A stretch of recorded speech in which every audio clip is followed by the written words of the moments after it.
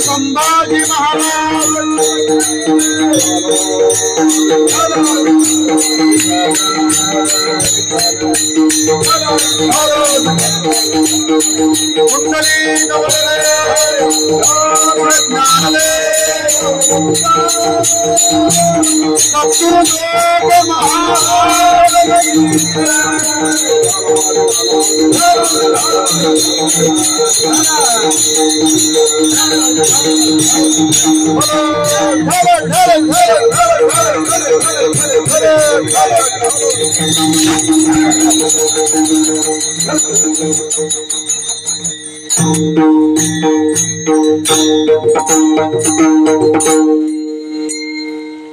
बोलिले कुरे वेडी वाकुडे उत्तरे करा क्षमा अपराध महाराज तुम्ही सिद्ध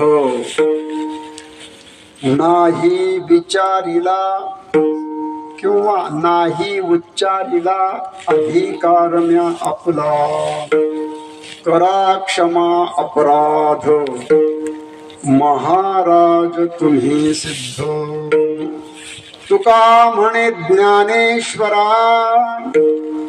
तुका म्हणे ज्ञानेश्वरा राखा पाया पैकी करा करा क्षमा अपराध महाराज तुम्ही सिद्ध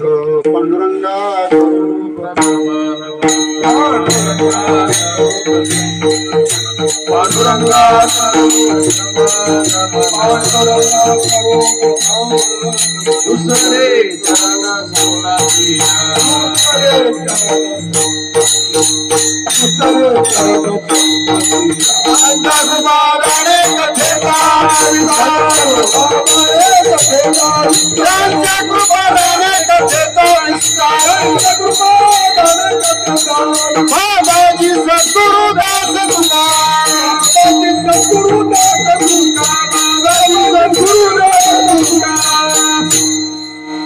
जयांचे केलिया स्मरण होय सकळ विद्येचे अधिकरण तेची बंधू श्रीचरण श्री गुरूंचे ते नमस्कारोनी आता काय माझी वाणी मानेल संतांसी रंजवू चित्तासी आपल्या सभा समस्त साधू संतांची महामुनी विरक्तांची पंडित वाचक पाठक ज्ञानी यांची या सकळा ते विनवणे ओम नमो ज्ञानेश्वरा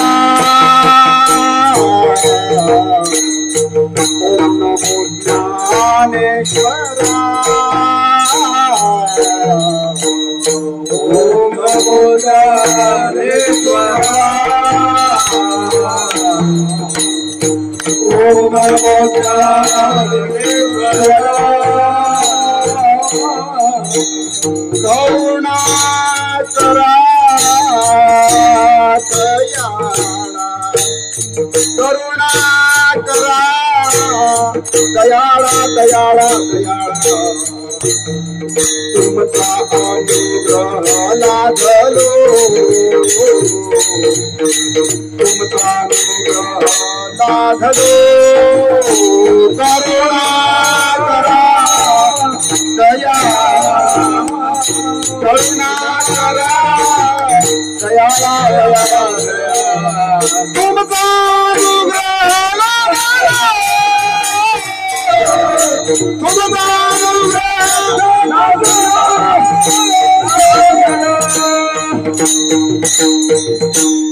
पावन झालो चराचरी बोलिली लेकुरे वेडी वाकुडी उत्तरी करा क्षमा अपराध महाराज तुम्ही सिद्ध सर्वांच्या समोर म्हणून दाखवलेला अभंग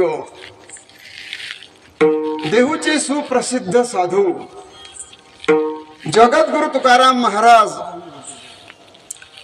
यांचा 4 चरणाचा प्रासंगिक अशा प्रकरणातील असणारा गाथ्यामध्ये धरणेकरी नावाचं प्रकरण आहे. पण त्या धरणेकरी प्रकरणातील एका ब्राह्मणाला ज्ञानोबारांनी दृष्टांत दिला आणि तुकोबारांकडे पाठवलं असा एक प्रसंग घडतो. आणि त्या प्रसंगातला हा महत्वाचा गोड चिंतनीय असा अभंग विश्वमाऊली ज्ञानोबाराय उपस्थित सर्व ज्येष्ठ श्रेष्ठ भाविक सज्जनांच्या समोर कीर्तन या माध्यमातून सेवा करावी म्हणून अभंग जगद्गुरूंचा घेतला. विठ्ठल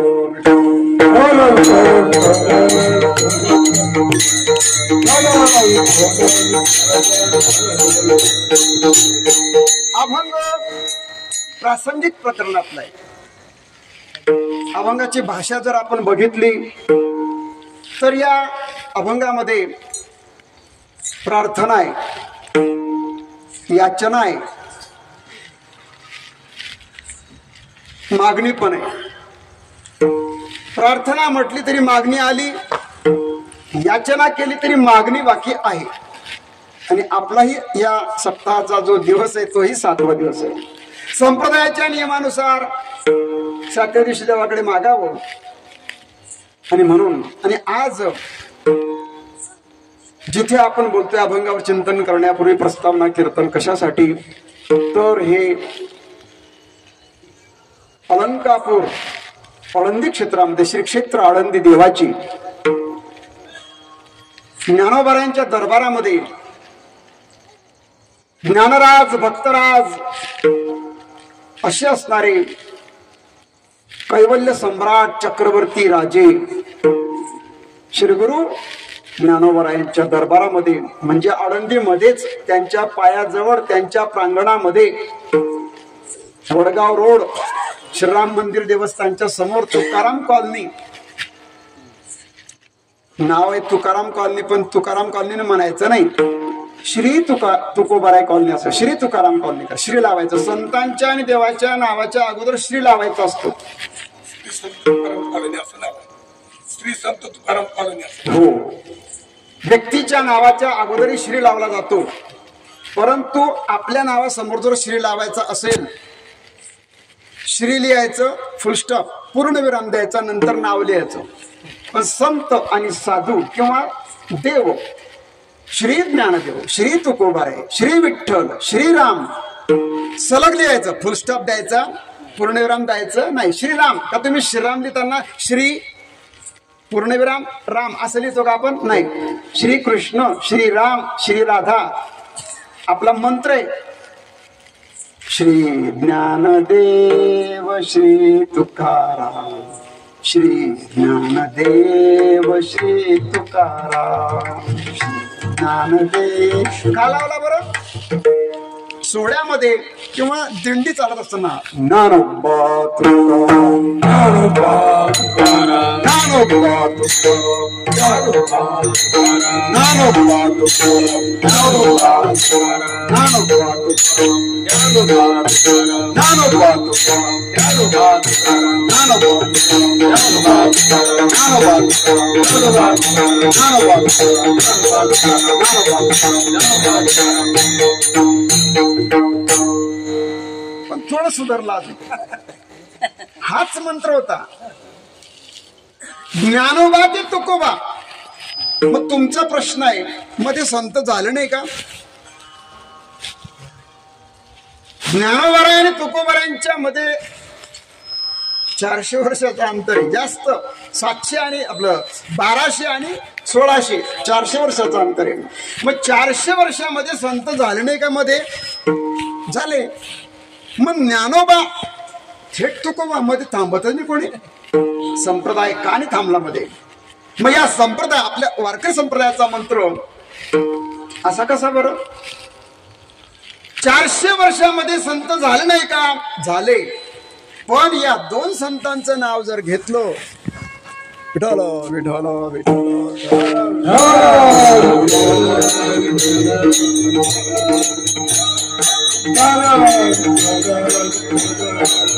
ज्ञानोबा आणि तुकोबा हे 2 नाव, या 2 नावाच्या मध्ये जेवढेही संत झाले त्या सर्व संतांच्या नावाचा अंतर्भाव, समावेश या मंत्रामध्ये होतो.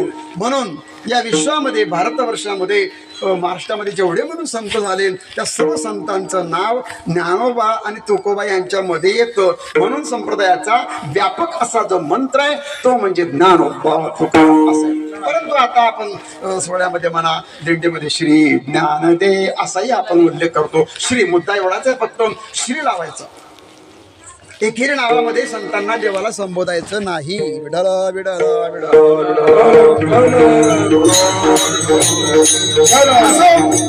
अशी ही आपली श्री तुकाराम कॉलनी औडंदी देवाची क्षेत्रामध्ये आपण ज्ञानोबारांच्या सानिध्यात, ज्ञानोबारांच्या समोर, ज्ञानोबारांच्या पायाजवळ बोलतोय. आज हा जो काही आपल्या दर्शनाचा, ज्ञानोबारांच्या दर्शनाचा योग आलेला आहे, आपण तर सर्व ज्ञानोबारांच्या वारीला आलोच, परंतु माझ्या जीवनातलं मी खूप छोटा व्यक्ती आहे बरं का. खूप सामान्य असा तुमच्यातला चेट आहे. माझा काही अभ्यास नाही, काहीच नाही माझं. परंतु ज्ञानोबारांनी आपलं केलं. तुका म्हणे तुम्ही निरविल्यावरी मग मज हरी उपेक्षिना. ज्ञानोबारांनी काही वर्षापासून मी येत असेल, वेडी वाकडी सेवा तुमची माझी असेल, आपल्याला म्हणजे ही सेवा माझ्याकडे आली. हे ज्ञानोबारांचा आदेश, त्यांची आज्ञा त्यांच्या मनात होतं म्हणून आमचे कदम माऊली संभाजी महाराज, हरिभक्तपरायण गुरुवर्य संभाजी महाराज कदम आपल्या जिथे राहतात त्यांची भव्य दिव्य अशी बिल्डिंग आहे. आणि त्यांना ज्ञानोबारांनी काय प्रेरणा केली माहीत नाही. ते सोहळ्यामध्ये म्हणजे चांदवड तालुक्यातून जो दिंडी सोहळा जातो पंढरपूरला, त्या वर्षी म्हणजे याच वर्षी मी त्या सोहळ्यात होतो. तिथे ते पण होते. थोडंफार मध्ये थोडी बडबड झाली माझ्याकडून. त्यांनी ऐकले, त्यांना योग्य वाटलं आणि त्यांनी या ठिकाणी पाचारण केलं. असो त्यांच्या द्वारा ज्ञानोबारांच्या सेवेचा योग आला. तुमच्या दर्शनाचा तोही योग आहे, हे मी माझं परम भाग्य समजतो.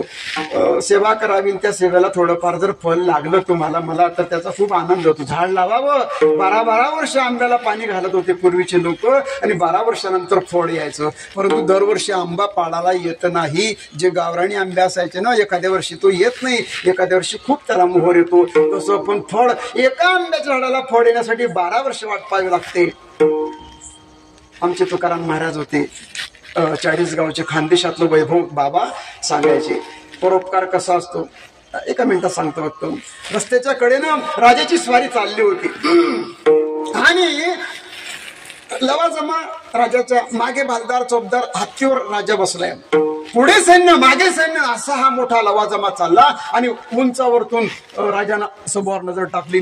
समोर एक बांधावरती रोड असं शेत होतं. त्या शेतामध्ये एक म्हातारे बाबा 70, 75, 80 वर्षाचे आणि ते आंब्याची रोपं लावत होते. राजांना नवल वाटलं, खाली उतरावा. राजा खाली उतरले आणि त्या शेतकऱ्याजवळ गेले. बाबांसारखे वयोवृद्ध असे गेले. विचारलं, बाबा काय करतात आहे? अहो म्हणे, हुजूर आंब्याचे रोपं लावतोय.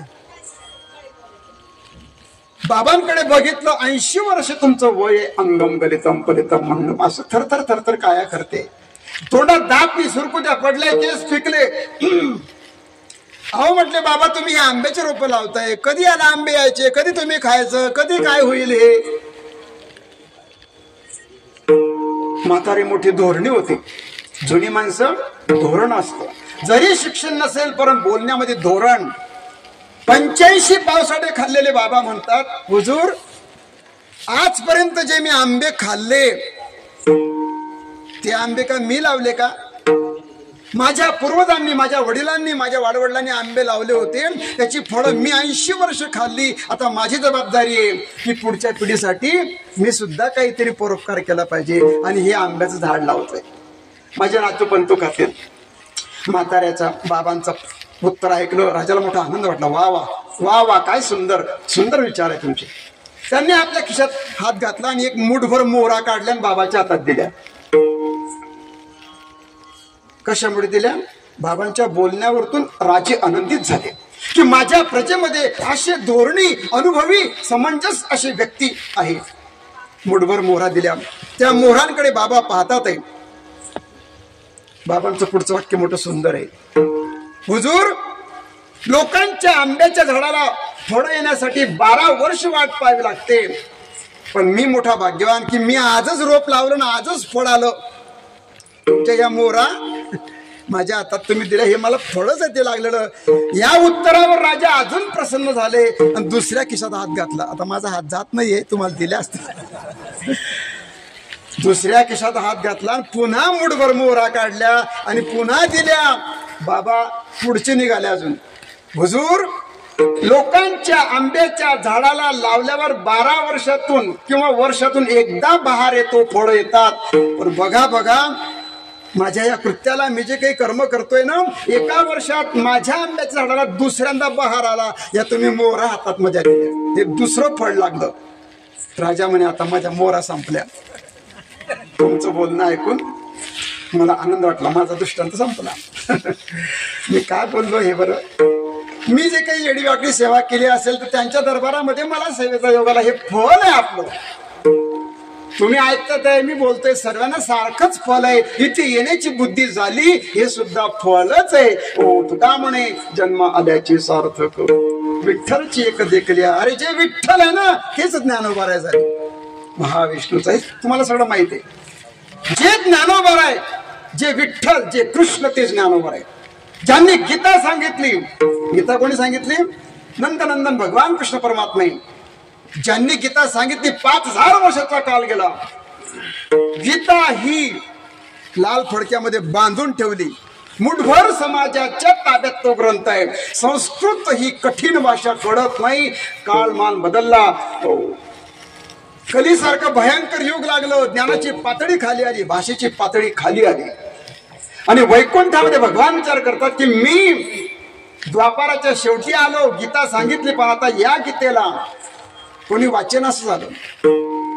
संस्कृत कोणाला कळत नाही, मलाच जावं लागेल. आणि भगवान ज्ञानोबा आहे च्या रूपामध्ये जे विठ्ठल होते ना तेच गुरु झाले. त्यांनी मग हे संस्कृताची तीर, 2 तीर होती. नदीला 2 काठ असतात, पण काही नद्यांना घाट नसतात बर का. आता आम्ही कुठे गेलो? हरिद्वार बाबा नेहमी जातात. काही अशा गंगेच्या काठावरती, आता मला आठवत नाही, हरिद्वार ऋषिकेश वगैरे अशाच ठिकाणी काहीतरी काठ नव्हता, पण आम्हाला आंघोळीसाठी जावं लागलं. प्रयागलाच काय असं. जर का आपल्याला घाट असेल, आता इंद्रायणीच्या काठावरती घाट आहे की नाही, घाट बांधले, पायऱ्या, आपण पायऱ्या उतरून पाण्यात जाऊ शकतो. पण ज्या नद्यांना काठ आहे फक्त, परंतु लगेच पाणी खोल होतं, उतरून जाण्यासाठी पायऱ्या केलेल्या नाही, तर तिथे आंघोळ करणं धोकेदायक असतं. तुम्ही ऋषिकेशला जा, गंगा प्रयागला जा, अशी वाहते ना. हो, तिथे कठोर केलंय, साखळी अशी, साखळीच्या पलीकडे गेले तर तुम्ही गेलेच समजा, पलीकडे जायचं नाही. कारण गंगा मोठ्या वेगामध्ये वाहणारी आहे. पण इंद्रायणी असेल, चंद्रभागा असेल, या नद्या शांत वाहतात. संत वाहते, कृष्णा नाही. चंद्रभागेत कोणी बुडालं मेलं असं घडत नाही. देवाने तिला शांत केलं. भीमे शांत हो, सांगायला मला तिकडे जायचं नाहीये. काठ मोठे कठीण आहे संस्कृताची, आणि ते तीर सोपे केले ज्ञानोबांनी. तिरे संस्कृताची गहन, तिरे संस्कृताची गहन, तोडून या मराठी शब्द सोपाने रचली धर्मनिदाने श्री ज्ञानदेवे. तिरे संस्कृताची गहन, गहन तीर होतं, परंतु ज्ञानोबांनी काय केलं, तिरे संस्कृताची गहन तोडोनी मराठी शब्द सोपान, मराठी सोपान शब्दाचा अर्थ पायरी, मराठी शब्दाच्या पायऱ्या केल्या आणि त्या संस्कृतामधल्या गीतेमध्ये प्रवेश करण्यासाठी मराठी रूपी पायरी पायरीने सामान्य माणसाला उतरून जाऊ शकतो आणि त्या ग्रंथाचा आस्वाद, त्या ग्रंथाचा अर्थ कळावा. मराठी भाषेमध्ये आपली ही गीता त्यांनी आणली. हे ज्ञानोबा यांचे विश्वावरती झालेले मोठे उपकार आहे. विठलो विठलो.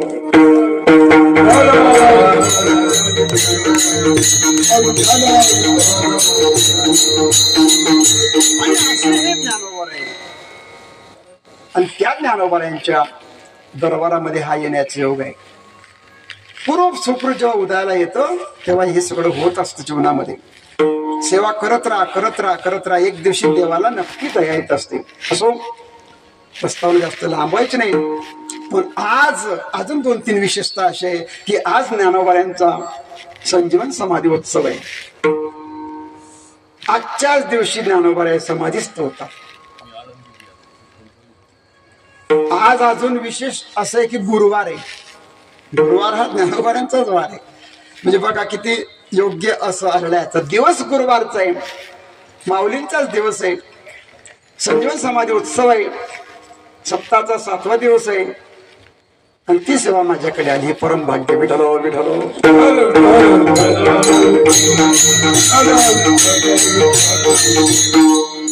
मला वाटलं आता मागणी आपण दुसरा घेतो, पण लगेच थोडं लक्षात अरे मग पत्रिका बघितली म्हणजे 7वा दिवस आहे, अरे मग कुठे जाता येणार नाही. संप्रदाय मला जर समजा समयानुसार बोलता येत नसेल चालेल, जास्त विद्वत्तेची काही गरज नाहीये. श्रद्धेनं आपण समयोजाना समयोजाना भदतेना ना भदते, मागणी असेल तर आपण मागणीपूर्वक बोलावं. कदाचित मला बोलता येणार नाही पण तरी सुद्धा यथामध्ये बोलण्याचा प्रयत्न करतो. अभंगाची भूमिका जरी आपण या ठिकाणी पाहायची ठरवली, अभंगामध्ये प्रवेश करायचा जर ठरवला, काय भूमिका या अभंगाची आपण बोललो की प्रासंगिक असं प्रकरण आहे.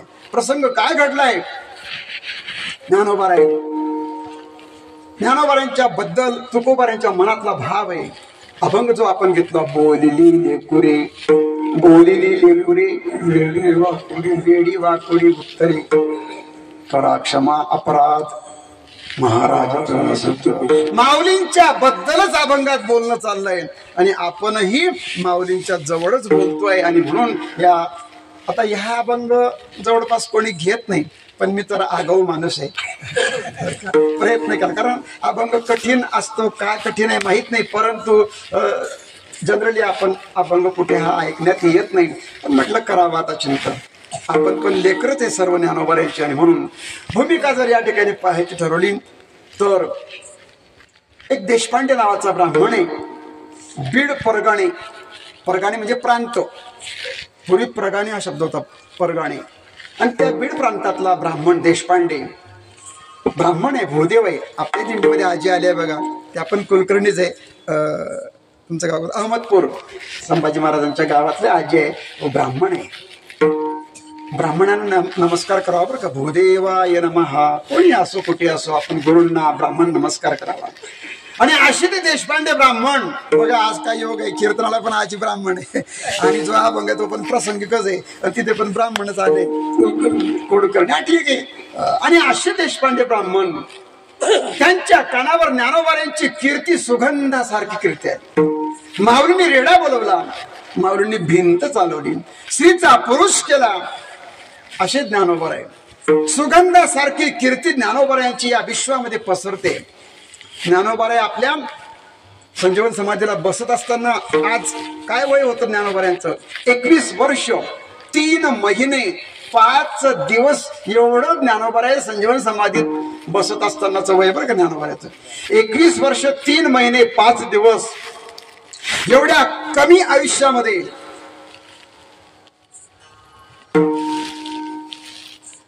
दोन वर्ष 8 महिने ज्ञानोबा तीर्थयात्रा करतात बरं का.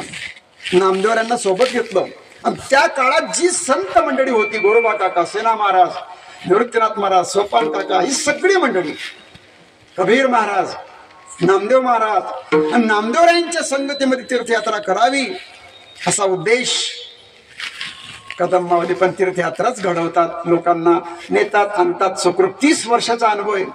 कोणाची जीवितहानी, कोणी मेलं नाही. हा सुद्धा देवाचा आशीर्वाद बरं का. लोकांना नेणं आणि आणणं सोपं नाही, ते घरापर्यंत पोहोचले पाहिजे. बाबांसारखे वयस्कर त्यांची मुलं म्हणतात, कदम माऊली माझे बाबा तुमच्या सोबत देतोय, जसे देतो तसे परत द्या. माझी आजी 75 वर्षाची, पहा आजीच्या गोड्या वगैरे. तुम्ही माऊली म्हणता चिंताच करू नका, जशी नेतो तशीच आणून देतो. सगळ्यांना घेऊन जातात. तसं ज्ञानोबा आहे, विचार करतात तीर्थयात्रा करायचे. पण नामदेवरायांचे आता तुम्हाला सर्वच माहिती आहे, नामदेवराय भक्तीचे प्रणेते, प्रेमाची मूर्तिमंत अवतार नामदेव महाराज. देवाशी बोलतात, चालतात, खाऊ घालतात. असा तो प्रेमाचा भक्तीचा आनंद ज्ञानोबांना वाटतं आपणही घ्यावा. नुसतं ज्ञान असेल तर ते कोरडं वाटतं, पण त्या ज्ञानाला जर भक्तीची जोड भक्ती प्रेमावीन ज्ञान नको देणे, भक्ती प्रेमावीन ज्ञान नको देवा, अभिमान नित्यला, अभिमान नित्यला,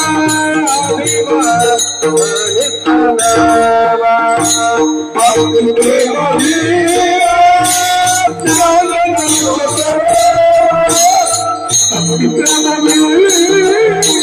ज्ञान नको देवा,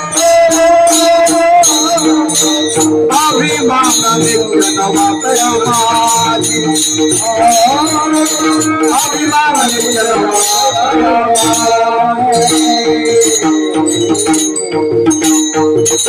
भक्ती प्रेमा विण ज्ञान नको देवा, अभिमान नित्य नवा तया माझी. नुसतं ज्ञान, ज्ञानी माणसाला जर ओळखायचं असेल त्याच्या अहंकारावरून ओळखायचं.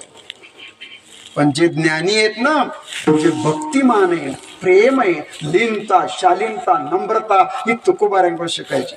आपल्या जीवनामध्ये नम्रता खूप असली पाहिजे. मी अमुका हिसी नवावीस याची धोका, पहिलं चालतो की वारेणी जाता आहे, जनाईसा भ्रमच आहे. आणि असे काय चालला विषय आपला, आणि ते ब्राह्मण बरं का. हा ज्ञानोबा आहे, नामदेवरायांना सोबत घेतात, तीर्थयात्रा करतात. तीर्थयात्रा करण्याचे 2-3 उद्देश. एक म्हणजे नामदेवरायांची संगती, 2 लोकांना भेटता यावं. आज जे ज्ञानोबारायांच्या सोहळ्याचं, ज्ञानोबारायांच्या यात्रेचं स्वरूप आहे ना, याला जबाबदार कोण असेल तर ज्ञानोबा आहे. आळंदीहून पंढरपूरला जो जातो ना सोहळा ज्ञानोबारायांचा, 8 लाख 10 लाख लोक, हे ज्ञानोबारायांच्या कर्तृत्वाचं फल आहे. तळागाळातल्या माणसांपर्यंत ज्ञानोबा तीर्थयात्रेच्या निमित्तानं गेले. तिथली भाषा, त्यांचे रीती रिवाज अगदी सामान्यातल्या सामान्य व्यक्तीपर्यंत माऊली जातात. विठ्ठलाच्या नावाचा प्रचार आणि प्रसाराचं जे कार्य केलं ते ज्ञानोबारांनी केलं, नामदेवरांना घेऊन. आणि ज्ञानोबारांनी जेव्हा ठरवलं की मला आणि अशी वारी करायची, हे होता होता सगळ्यांना कळालं. आणि त्याकडे सर्व संत त्या काळातले सर्व ज्ञानोबारां माऊली जातात म्हणजे काय, त्यांचा सहवास, त्यांची संगत आपल्याला घडावी या उद्देशाने. मग काही सावता महाराज आले तर सर्व माडी समाज आला, सेना महाराज, गोरोबा काका सगळे, आणि मग निघाले पंढरपूरकडे. ज्या गावावरून, ज्या प्रदेशातून दिंडी जाते ना, अरे ज्ञानोबा आहो तेच ज्ञानोबा आहे ज्यांनी भिंत चालवली, अहो तेच ज्ञानोबा आहे ज्यांनी स्त्रीचा पुरुष केला, तेच ज्ञानोबा आहे ज्यांनी ज्ञानेश्वरी लिहिली, तेच ज्ञानोबा आहे ज्यांनी अमृत अनुभवलेला. ज्यांच्या नुसत्या बोलण्याने प्रेत उठतं, त्यांची संगती जर आपल्याला होत असेल तर आपण त्यांच्यासोबत चाललं पाहिजे.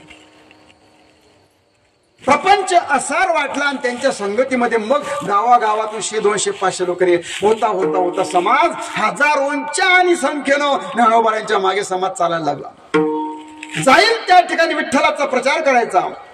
बांधली सोडीत बुडाली काढीत, बस नदीचा प्रवाह तसा ज्ञानोबरांचा हा प्रवाह चाललाय. संतांची मांदी अडी आहे. सर्व समाजातले संत या भगव्या झेंड्याखाली ज्यांनी आणले ते म्हणजे ज्ञानोबा आहे.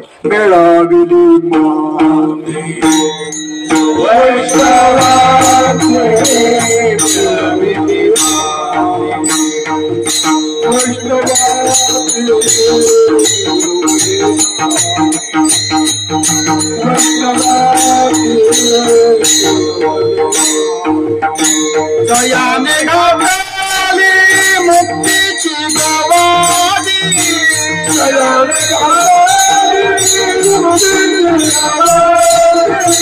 दयाने घातली मुक्तीची गवाही,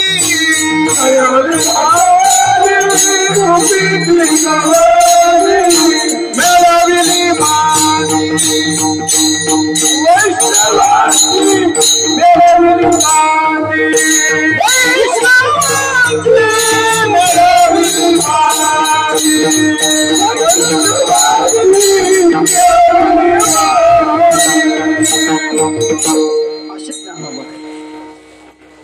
अशा ज्ञानोबरायांनी हा जो सोहळा आहे ना, आज तळागाळातला माणूस सगळ्या जातीचे सगळ्या पंथाचे कोण आहे असा, सेविती साधू संत जपी तपी सिद्ध संन्यासी मुनी मुक्त सगळेच ज्ञानोबरायांच्या या सोहळ्याला आहे. त्रयोदशीचा दिवस उजाडला तरी गर्दी कमी होत नाही. मोबाईल लागत नाही, चालता येत नाही, गाड्या चालवता येत नाही. किती थंडी उघड्यावर पडल्या रे मिळेल जागा तिथे. ही ज्ञानोबरांची क्रांती. या समाजाला जर संघटित कोणी केलं असेल तर ते फक्त ज्ञानोबा आहे. भगवान कृष्णांचा अवतार आहे बरं का. अर्जुना संकट पडता जोड भारी, गीता सांगे हरी कुरुक्षेत्री, तोचे अवतार धरी अलंकापुरी, ज्ञानाबाई सुंदरी तारावया. ज्ञानोबायांना अवतार घ्यावा का, विठ्ठलाचीच इच्छा आहे. माझ्या विठोबाचा कैसा प्रेम भाव. कोण होते हे, आपणच देव आणि आपणच गुरु. जे विठ्ठल तेच ज्ञानोबा झाले बरं का. नामदेवराय म्हणतात की मला कुठे जायचं नाही, तेव्हा माऊली कडे पाहून, नामदेवरांकडे पाहून नामदेवरांचा बाळभाऊ भगवान म्हणतात तुला मी कोणाबरोबर दुसऱ्या बरोबर नाही पाठवत आहे. अरे ज्ञानदेव म्हणजे मीच आहे. भगवान म्हणतात मीच त्यांच्या रूपात आलोय. मला जेव्हा ज्ञानाचा अनुभव घ्यावा असा वाटला तेव्हा मी ज्ञानदेव झालो. देवच आहे पण ज्ञानाच्या आकारामध्ये. आणि विठोबा शब्दाचा अर्थ काय, सर्व ज्येष्ठ श्रेष्ठ आणि आळंदीतली सर्व मंडळी आहात, परिसरातली सुद्धा या ठिकाणी माऊलींच्या क्षेत्रात राहणारे तुम्ही, तुमच्या सगळ्यांच्या पायावर माझं डोकं आहे बरं का. कारण तुम्ही जन्माला इथे आले, राहण्याचा योग येतोय. आम्ही खूप पापी असल्यामुळे जरा लांब गेलो, खूप लांब गेलो, पण इथे राहायला मिळणं हे सुद्धा प्रारब्ध आहे. सगळ्यांच्या पायावर माझं मस्तक आहे. विठालो विठालो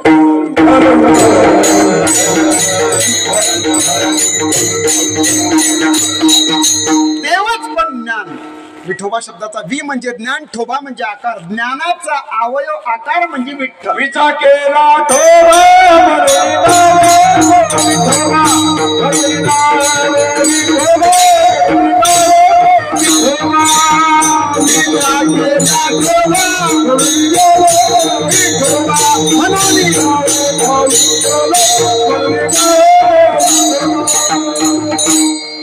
केला ठोबा म्हणून त्याशी नाम विठोबा. सुंदर प्रमाणे अगदी समर्थ सांभाळून घेतात, खूप मस्त आहे. विठोबा ज्ञानाचा आकार म्हणजे ज्ञानदेव.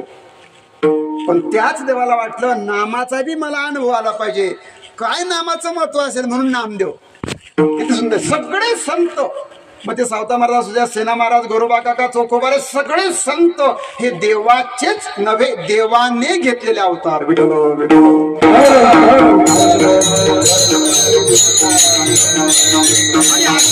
संत मंडळी माझा इथे होता आणि अशा या ज्ञानोबा सोहळ्याला आपण आलो.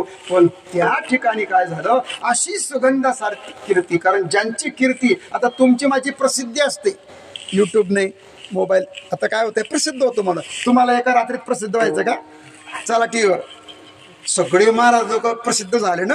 हे युट्यूब आणि काय म्हणतात टीव्ही वरती गेला बाबा की कोणती टाकी ती जी टाकीच फेम, आणि 2दा 3दा 5दा गेला युट्यूबला चालला. एवढी क्लिप अशी जशी फिरवली की बाबा झाले मोठी प्रसिद्ध, ही झाली प्रसिद्धी. पण कीर्ती नाही. कीर्ती तर भगवंताची विभूती आहे बरं का. गीतेमध्ये भगवान 75 विभूती सांगतात. सगळंच तुम्हाला सांगत नाही कारण सगळंच तुम्हाला माहित आहे. त्या 75 पैकी 7 विभूती या स्त्रीलिंगी आहे. स्त्रीलिंगी आणि पुरुषलिंगी. स्त्रीलिंगी 7 विभूती. भगवान म्हणतात अर्जुना, धृती, स्मृती, कीर्ती, लज्जा या माझ्या विभूती बरं का. लाज, स्त्रियांचा लज्जा हा दागिना आहे बरं का, अलंकार आहे. लाज आहे ती स्त्री शोभिवंत दिसते. म्हणजे पुरुषाला लाज नाही असं नाही. लाज प्रत्येकाला आहे. लाज वाटली पाहिजे. कशाची कुठे आता तिकडे तुम्ही लावून घ्या तुम्ही. कशाची लाज वाटली पाहिजे आणि कशाची वाटायला नको. पण लज्जा, स्त्रीचा लज्जा हा अलंकार आहे. पण भगवान म्हणतात ते माझं रूप आहे. स्मृती, आता मी जे बोलतोय शब्दामागे शब्द सुचतोय, याला स्मृती म्हणतात. ती पण देवाची आणि गुरूंची कृपा असते. स्मृती. धृती, धैर्य हा सुद्धा देवाचा गुण आहे. जाऊ द्या. पण कीर्ती हे माझं रूप आहे. अनेकांना कीर्ती मिळालीच नाही.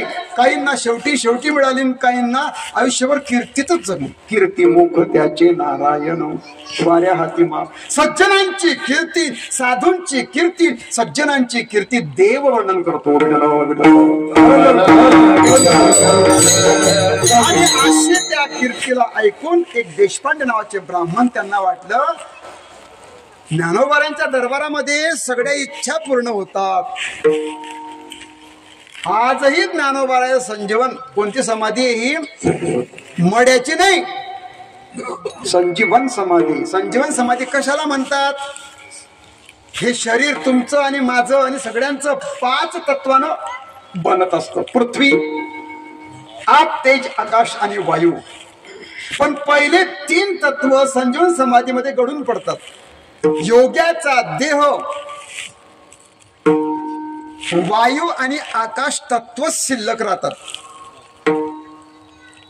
आपला देह पडतो म्हणजे आपण मरतो तेव्हा काय होतं? पृथ्वी तत्व, याला कोणतं शरीर म्हणतात? स्थूल देह, लिंग देह आणि कारण देह. विचार सागर वगैरे आपण जर बघितलं, स्थूल, स्थूल म्हणजे जड. मेल्यानंतर आपलं देह जड होतो बरं का. आपण म्हणतो असं जड झाले बा, एकदम देह जड आहे. स्थूल पृथ्वी तत्व, पृथ्वी म्हणजे जडता, आणि ती आपल्या ठिकाणी. पण संजीवन समाधीमध्ये योग, आता त्याच्यामध्ये पण 2 प्रकारच्या समाधीचे प्रकार सांगितले, सविकल्प समाधी आणि निर्विकल्प समाधी. आता एवढं मला काही सांगता येणार नाही, पण ही जी समाधी आहे ना निर्विकल्प अशी, जसे ज्ञानोबा बसले होते तसेच आताही आहे बरं का. पण ते वायूच्या रूपाने असेल, प्रकाशमान असेल. वायू तत्व, आकाश तत्व हे 2च तत्व शिल्लक राहिले आणि समाधीत बसले.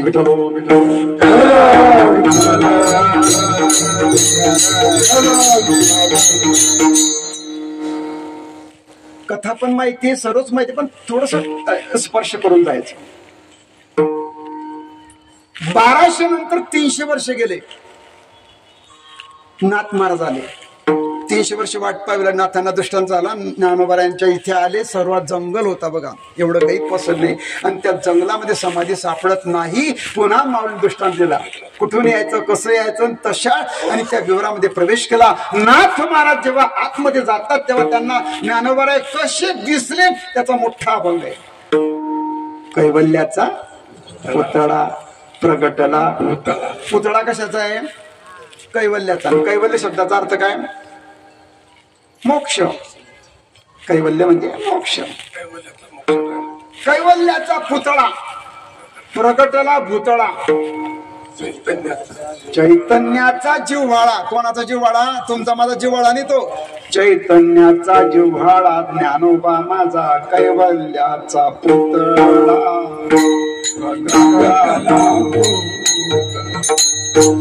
चैतन्याचा जिव्हाळा ज्ञानोबा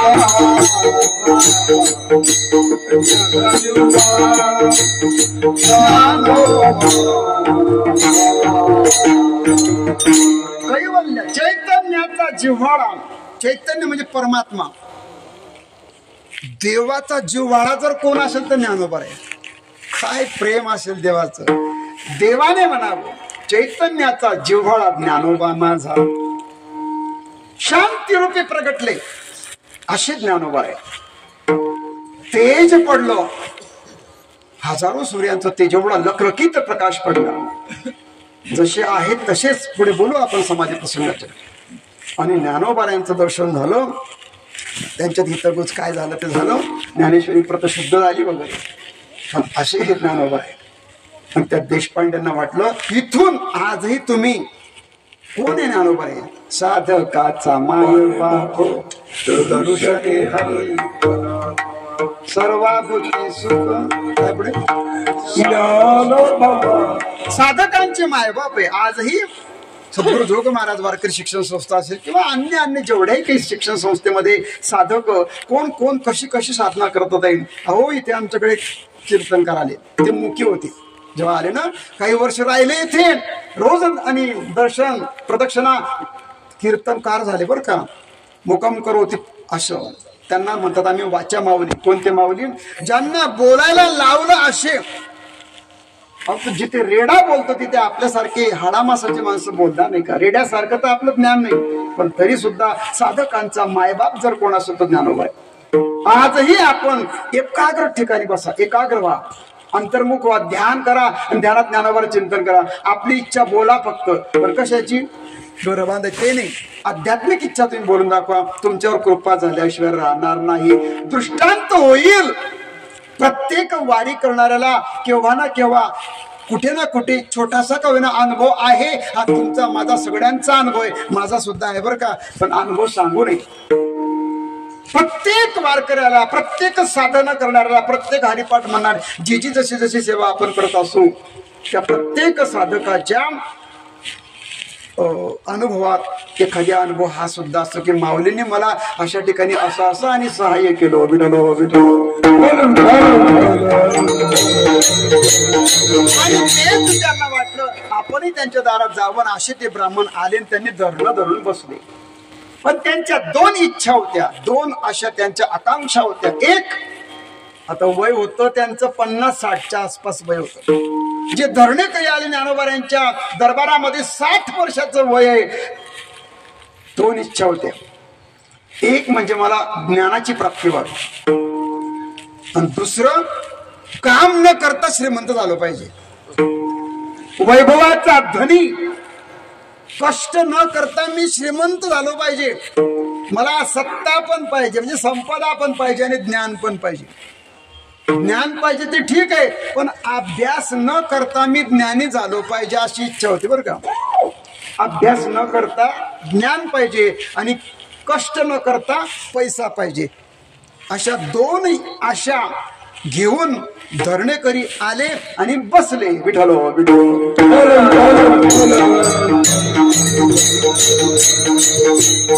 काही दिवस गेले. कोणी म्हणते 42 दिवस धरलं, कोणी म्हणते 21 दिवस, जे असेल ते असेल. पण एक दिवस गेला, 2, 3, 4, 5, 7, 10, 12. माऊली विचार करतात, अरे बाबा उद्यमे नाही सिद्ध्यंते कार्यान मनोरथे. प्रयत्न केल्याशिवाय जगात काहीच मिळणार नाही. कोणाच्याही कृपेनं काहीच होणार नाही. आपल्याला कष्टच करावे लागतील. उद्योगाचे घरी रिद्धी सिद्धी पाणी भरी. काही शिकलेले माणसं साधू संतांवरती आरोप करतात की या वारकरी संतांनी समाजाला निष्क्रिय केलं. काही प्रमाण घेऊन फिरतात ते की सगळं भगवान करतो बा, ठेविले अनंते तैसेचे राहावे. असं नाही तर समाज निष्क्रिय होईल बा, पण तसं नाही. आपण प्रयत्न करावाच लागेल. आणि म्हणून या साधकाला कसं काय सांगावं. आणि मग दृष्टांत झाला झोपले असताना, बाबाजी तुम्ही इथे बसू नका, आमचं कोर्ट आहे, आता सध्या इथलं कामकाज बंद आहे, पण आता आम्ही तुकोबांच्या रूपामध्ये देहूमध्ये आहोत, तिथे जा आणि तिथे त्यांच्याशी बोला, ती तुमची इच्छा पूर्ण करतील. दृष्टांताप्रमाणे हे देशपांडे त्या ठिकाणी येतात देहूला. तुकोबांची गाठ घेतात. तुकोबांनी सांगतात की मला अशा अशा आणि स्वप्नात दृष्टांत तुमच्याकडे मला ज्ञानोबांनी पाठवलं. म्हणजे तुमचं म्हणणं काय? म्हणे मला ज्ञान पाहिजे आणि संपदा, सत्व, पैसा पाहिजे, श्रीमंत आणि ज्ञान मला पाहिजे. तुकाराम महाराज त्या बाबांकडे पाहतात, डोळे बंद केले. माऊली, तुम्ही माझ्याकडे पाठवलं, माझी काही योग्यता नाही, तुमच्याकडे कशाची कमी होती? काय ज्ञानेश्वरी बोले जेही पाठविली धरणी. अहो माऊली, खूप छोटा आहे आणि माझ्यासारख्या पामराला तुम्ही सांगतात की तुम्ही मला सांगावं काम करण्याचं, तुम्ही मला आज्ञा करावी, याच्यातच माझा मोठेपणा आहे.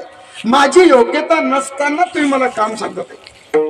पंतप्रधानांना तुमची माझी निवड करावी की तुम्ही एवढं हे तुकाराम कॉलनीतलं काम, शिवाजी कॉलनीतलं काम करा. अहो एखाद्या मुख्यमंत्र्याचा फोन होता, आपल्याला असं वाटतं की मुख्यमंत्र्याचा फोन मला येणार नाही, तो भाग सोडून द्या, पण आला तर ज्ञानोबारायांचा निरोप घेऊन, बरं खोटं म्हणावं तर हा ब्राह्मण दृष्टांत सांगतोय. त्यांच्या समोर फार मोठी जबाबदारी, डोळ्यातून घड अश्रू वाहू लागले. ज्ञानोबाराय मला काम करण्याच्या योग्यतेचे समजतात. तसं जर बघितलं माऊली, मी माझी योग्यता काय, तुमच्या पायातली वाहन सुद्धा मी होण्याच्या योग्यतेचा नाही. आणि माझ्यासारख्या पामराला तुम्ही एवढा मोठेपणा दिला. माझं पामर आहे काय, हा मोठेपणा आहे तुम्ही मला दिलेला. मला एवढं मोठं करू नका, मला पायातच ठेवा, तुमच्या पायीची वाहन पायी बरी. याच्यातला भाव परमपूज्य डॉक्टर नामदेव शास्त्रीने 20-22 वर्षापूर्वी सांगितलं. तुकोबाराय वैराग्य आणि ज्ञानोबाराय ज्ञान आहे. ज्ञानोबारायांच्या पायातली वाहन तुकोबाराय. म्हणजे ज्ञान कशावर आधारित आहे? वैराग्य. ज्ञानाला जर आधार कोणाचा लागत असेल तो वैराग्याचा अधिकार लागतो. वैराग्य असेल तरच ज्ञान टिकतं, नाही तर टिकत नाही. दुसरा भाव सांगितला असा की जरी तुम्ही मला वाहन जरी केली, पण तुमच्या पायाचे वाहन होणं हे माझं परम सौभाग्य आहे आणि तुमच्या द्वारा, तुमच्या संगतीमध्ये माझाही उद्धार होईल. पण माझ्या समोर मोठा प्रश्न आहे. तुमच्या दारात सोन्याचा कुंपळ आहे. सुख शांती जे पाहिजे ते तुम्ही देऊ शकता, तुम्ही माझ्या अलीकडे पाठवलं. ज्ञानोबारांनी समाधीवरचं नारळ दिलं होतं त्याला. नारळ उचल आणि जा, आणि ते नारळ समोर ठेवलंय. हे बघा, हे नारळ ज्ञानोबा, असं देशपांडे ब्राह्मण म्हणतात. ज्ञानोबारायन हा निरोप पाहिला आणि तुकोबाराय विचार करतात आणि त्यांनी कागद घेतला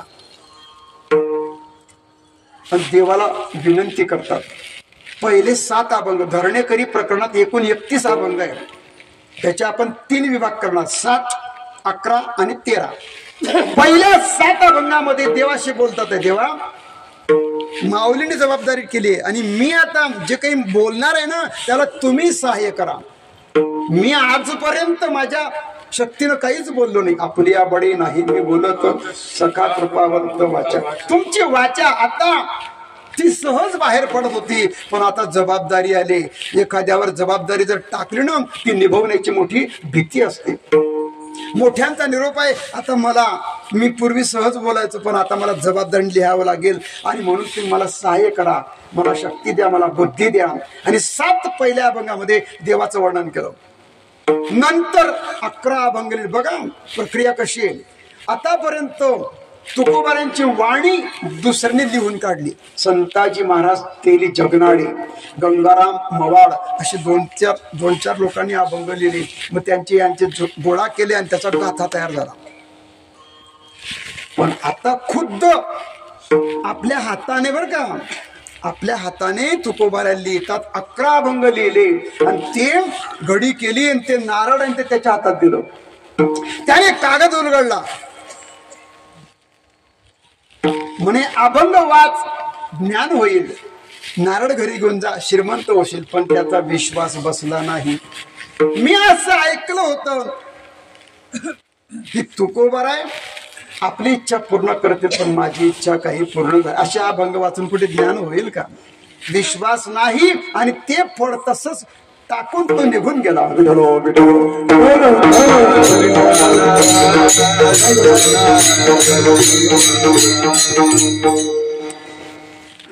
एक श्रद्धाळू कोंडदेव नावाचा तो तिथे आला आणि त्याने बघितलं सगळं पहिल्यापासून बघितलं. आला, त्याने काय काय बोललं सर्व, आणि तो गेला आणि हे नमस्कार केला त्यांनी तुकोबाऱ्यांना. म्हणे हे जो प्रसाद आहे तुम्ही जर मला दिलात तर मी घेऊन जाऊ शकतो. अरे घे बाबा, तो यांच्या नशिबात नाही. हा जो पहिला गेला आणि तुकोबाऱ्या म्हणतात की हा कधीही त्याच्या म्हणजे पात्रतेचा नाही, पण तू समोर आलाय, तुझ्या नशिबात हा प्रसाद आहे. तो त्यांनी घेतला आणि ते कोंडदेव घरी गेले, त्यांनी अभंग वाचले, सगळ्या प्रकारच्या ज्ञानाच्या प्रक्रिया, वेदांत प्रचूर विद्वान झाला. नारळ घरी जे नारळ होतं ते नारळ फोडलं, त्या नारळामधून हिरे बाहेर पडले. एक टोला मारला, सगळ्या घरात हिरेच हिरे झाले. आता नारळातून हिरे कस काय निघाले हा प्रश्न आहे की नाही. पण ते ज्ञानोबारांच्या समाधीवर नारळ एका व्यापाऱ्याने वाहिलं होतं. अहमदाबादचा एक सावकार म्हणा, व्यापारी म्हणा, हिऱ्यांचे व्यापारी, त्याला संतती होत नव्हती आणि तो माऊलींची वारी करायचा. आणि त्याने एका वरला त्याची बायकोन तो आला आणि त्याने सांगितलं, माऊली गडगंज अशी प्रॉपर्टी आहे, जर त्याला एखादी वारस दिला, मुलगी असेल मुलगा असेल तर तुमचे उपकार आहे. असं बोलले ज्ञानोबाराय. काय तथास्तु म्हटलं असेल. वर्षभरामध्ये त्याला मुलगा होतो आणि तो नवस फेडावा. पण माऊलींना आपण काय द्यावं, ज्यांच्या दारात सोन्याचा पिंपळा आहे. आणि मग त्या व्यापाऱ्याने काय केलं, नारळातलं त्याला डोळा असतो की होल पाडला असं, त्यातलं सगळं ते काय असेल खोबरं काढून घेतलं आणि सगळे हिरे भरून दिले आणि मेणाने तो डोळा पॅक करून टाकला. लाखो रुपयाचे, 1,00,000 रुपयाचे हिरे त्या नारळात भरले. समाधीवरती नारळ अर्पण केला. आणि तेच नारळ आता तुकोबाराय समाधीवरती कीर्तन करायचे बरं का, संजीवन समाधी देहून तुकोबाराय यायचे. आणि ते नारळ आणलं, तेच नारळ तुकोबारायांनी त्याला प्रसाद म्हणून दिला होता. नारळ फोडलं, घरभर हिरे झाले सर्व. ते हिरे विकून आता 1,00,000 रुपयाचे हिरे 1600 मधले, आता तुम्ही पाहून घ्या किती कोटी झाले. ते एवढा कोट्याधीश झाला आणि अभंग वाचून तो विद्वान झाला. आणि छत्रपती शिवाजी महाराजांच्या दरबारी शास्त्री म्हणून पुराणिकाचं काम करू लागला. विठ्ठल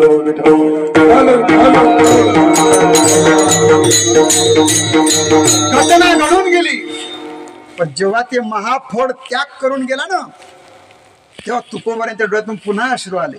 माऊली तुम्ही जी कामगिरी मला सांगितली ती तर मी चोखपणे केली, पण त्याचं फळ काही मिळालं नाही. पहिले 7 अभंग देवासाठी, नंतरचे 11 अभंग धरणेकऱ्यासाठी, नंतर 13 अभंगांचं पत्र ज्ञानोबारांसाठी लिहिलं.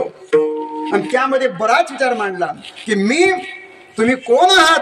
ज्ञानियांचे गुरु राजा महाराव म्हणती ज्ञानदेव तुम्हायसे मज पामर आहे. तुम्ही पाठवलं सर्व झालं, पण मी एवढा मोठा दास नव्हता तुमचा.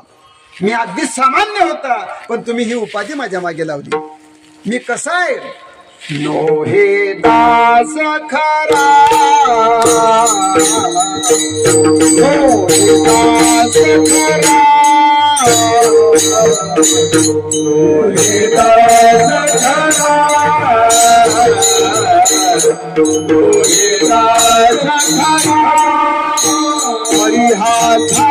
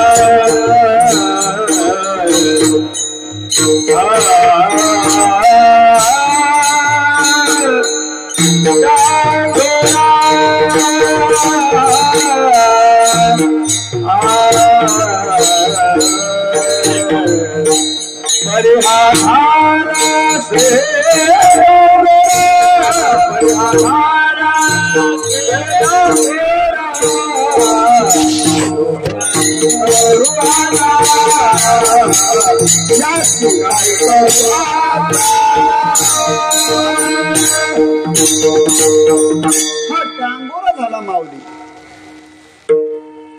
बोलता बोलता बोलता शेवटचा जो अभंग आहे, माऊली मी तुम्ही सांगितल्याप्रमाणे सरळ लिहिलं, परंतु माझं जे बोलणं आहे ना ते लेकरासारखं बोलणं आहे.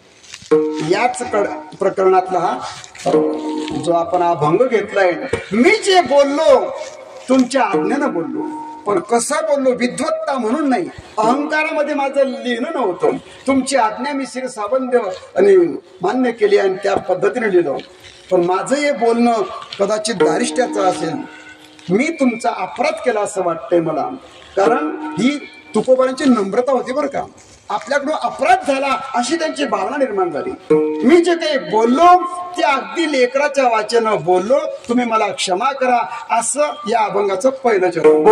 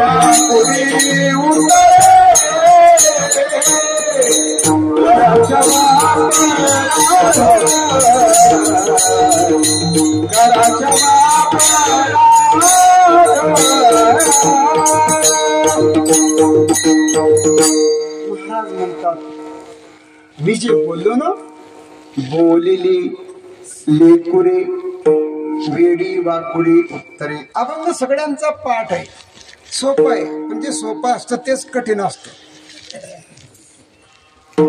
कठीण सोपं करून सांगणं कठीण असतं. कठीण सोपं करून सांगणं कठीण असतं, पण सोपं कठीण करून सांगणं हे सोपं असतं. आता काय समजलं, मला समजलंय, तुम्हाला काय समजलं? माऊलींनी ग्रंथ संस्कृतातला मराठीमध्ये आणला, पण काहींनी ते मराठी पुन्हा कठीण कठीण करायला सुरुवात केली. परमपूज्य धारूरकर शास्त्री चैतन्य महाराजांच्या मुखातून ऐकलं. चैतन्य महाराजांचं आता फळावरती कीर्तन झालं होतं.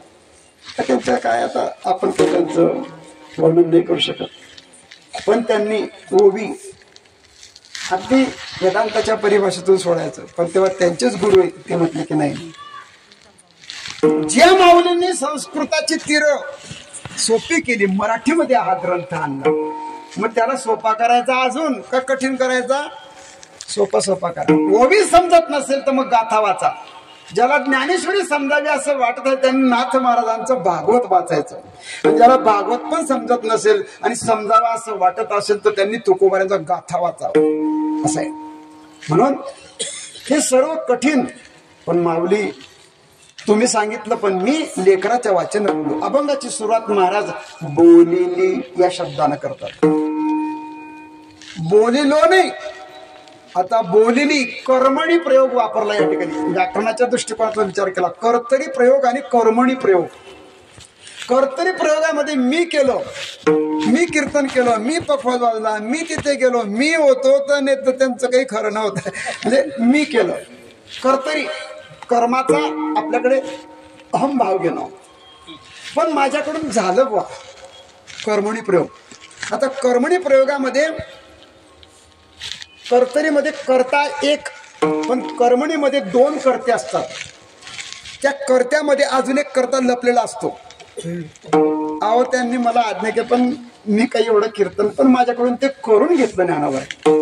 हा सप्ताह परिसरामध्ये घडवून आणलं. या सगळ्यांच्या संगतीमध्ये, या सगळ्या कॉलनीतल्या सगळ्यांच्या सहाय्याने महाराज म्हणतात, संभाजी महाराज आपले कदम माऊली देवा या सगळ्या परिसरातलं योगदान होतं, म्हणून हे माझ्याकडून त्यांनी करून घेतलं. ज्ञानोबांनी करून घेतलं, मी केलं, असा फरक याच्यात. कर्मणी बोलिली म्हणजे मी नाही बोललो, माझ्याकडून ज्ञानोबांनी बोलून घेतलो. विठ्ठलो विठ्ठलो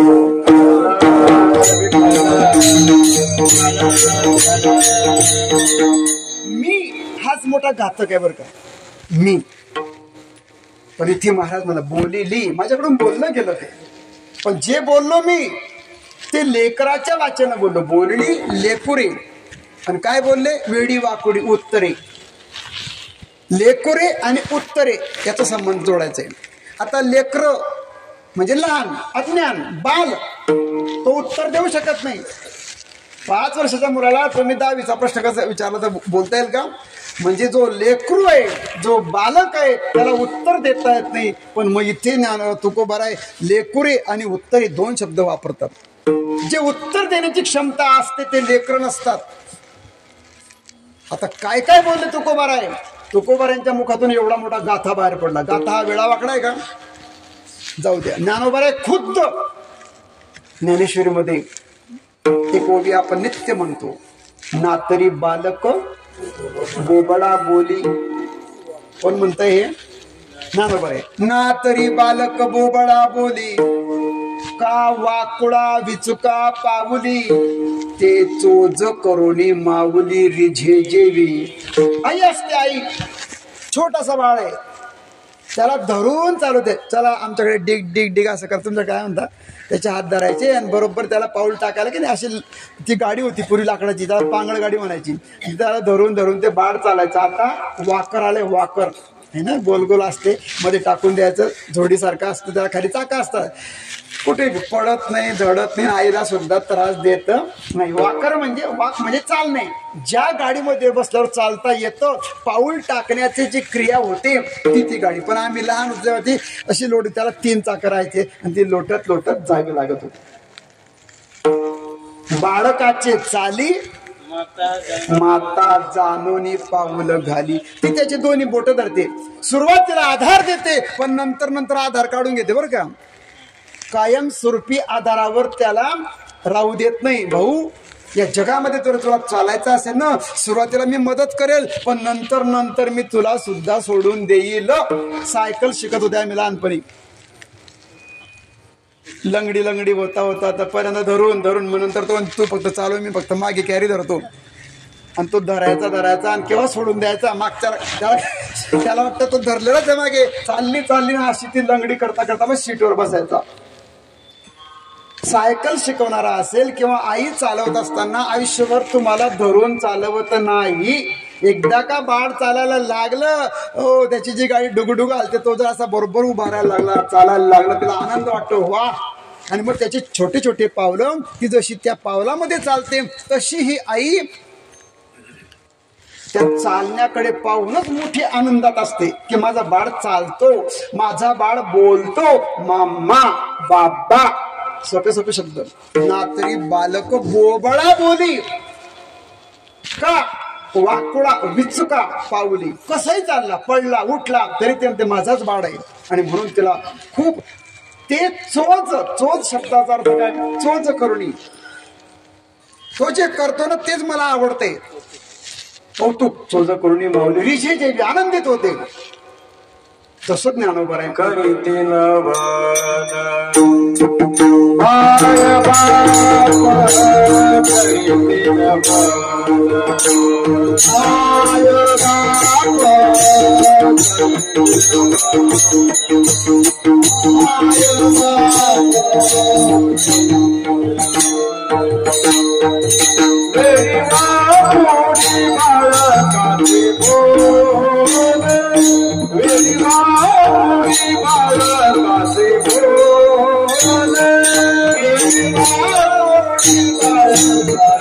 Oh आई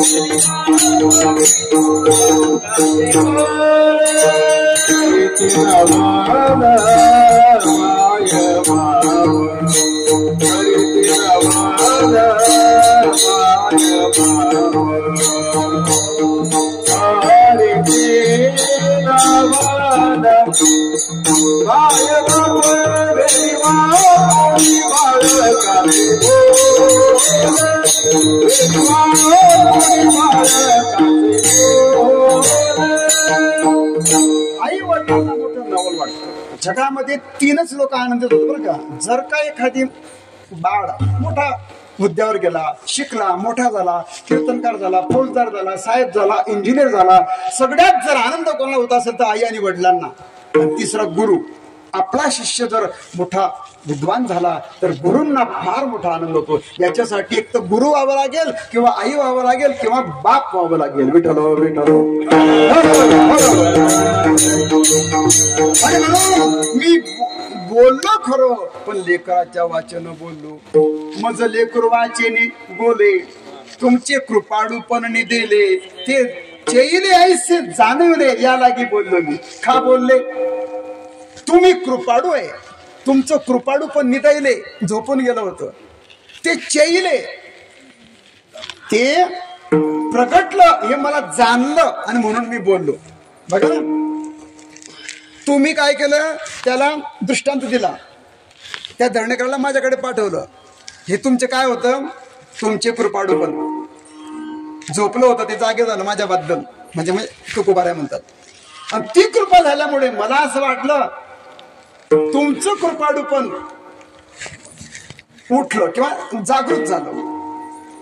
आणि ते मी पाहिल्यानंतर मी बोलायला लागलो आणि बोललो तर बोललो लेकुर वाचे, लेकराच्या वाचेनं बोललो, विद्वानाच्या वाचेनं नाही. माझं लेकुर वाचेने बोले. तुमचे कृपाळू पण, तुमची कृपा होती ना त्या कृपेनं मी बोलायला लागलो. पण तुमचं प्रेम जसं वासरं असतं, गाईला काय करतं ते, किंवा आईच्या स्तनाला बाळाने तोंड लावल्याबरोबर पाना सोडते, गाय असो का माय असो. अहो तानयाचे लागता झटे तेणे अधिकचे पाना फुटे. रोषे प्रेम दुनवटे पर्यंत याचे ना. तान्याचे ते वासरू डुस्सा मारत, असं जसं जसं ते डुस्सा मारत तसं तसे ती पाना सोडते, आहे की नाही. अहो तानयाचे लागतात झटे तेणे अधिकची पाना फुटे. आता ते रागानं डुसण्या मारत. रोषे प्रेमी दुनवटी पर्यंत याची. का? ते आवडतं वासरू म्हणून त्या गायीला असं वाटतं की असेल नसेल सर्व पानं सोडून द्यावा, असं आईला वाटतं. तशी तुमची कृपा माझ्यावर झाल्यामुळे मी लेकराच्या वाचन बोललो. बोलली लेकुरी वेडी वाकुडी. आता हे वेडी पण नाही वाकुडी पण नाही. ज्ञानोबाऱ्यांचा नातरी बालक गोपाळा तसा पण नाहीये, पण ही त्यांची नम्रता आहे, ही त्यांची लेनता आहे, ही त्यांची शालीनता आहे. नम्र आणि परमार्थामध्ये नम्रतेला खूप महत्वाचे. नमन हीच भक्ती. सोप्या एका शब्दात जर भक्तीची व्याख्या जर केली असेल तो कुमार आहे. भक्ती ते नमन आणि वैराग्य तो त्याग. एकेका शब्दामध्ये जगद्गुरु व्याख्या करतात. आता या एका शब्दावरती परमपूज्य वैकुंठवासी अण्णासाहेब पवार, घासवाले धर्मशाळा आहे बघा, घासवाल्यामध्ये त्यांचं प्रवचन असायचं एकाच श्लोकावर, एकाच ओळीवरती, आणि 7 दिवस कीर्तन एकाच अभंगावरती. आरती ज्ञानराजा याच्यावरती मी 7 दिवस ऐकलं बरं का त्यांचं. आणि आरती अनंत भुजा अण्णासाहेब पवार. 2-2, 3-3 तास लोक येऊन बसायचे. काय वाणी होती, प्रभुत्व वर्णनच करू शकत नाही. आणि असे हे अण्णासाहेब. त्यांचा काय विषय निघाला, विठ्ठल विठ्ठल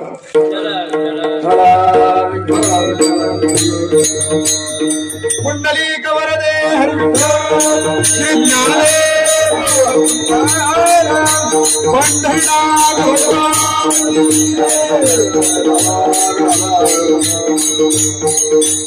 ते म्हणायचे की वेडं वाकडं किंवा नम्रता राहणं, हा भक्ती ते नाही. एकेका शब्दावर हेच मला म्हणायचं होतं. भक्ती ते नमन.